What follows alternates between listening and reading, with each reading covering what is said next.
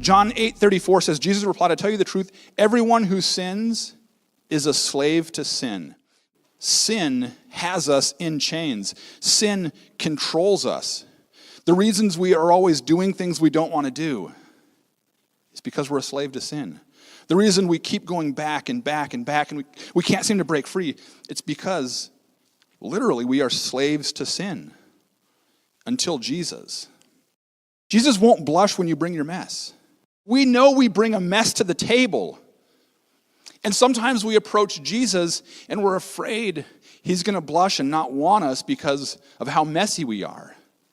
And actually, we have to get comfortable in bringing our mess. Right? We can't hide it.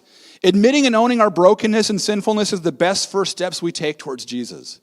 And oftentimes in our spiritual life, what's holding us back is we don't want to let our mess be found out. We don't want to admit who we really are. We don't want to really own the brokenness we know is inside of us. Come now as you are. How often have we wanted to fix the own brokenness in us? And we fail, and we fail, and we fail, and the frustration builds, and then we start to believe the lie that it just can't happen. The truth is, it can't happen so long as you try to fix it. But it can happen when you approach Jesus and let him do the stuff.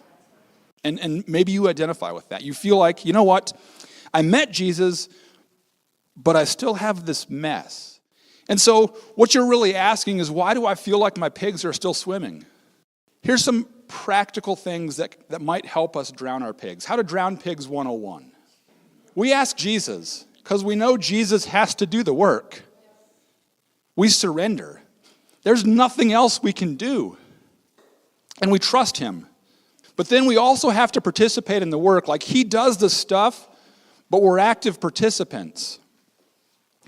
So we have to learn to be honest about our brokenness. Right? You can live with your secrets and you'll continue down your struggles. I promise you that.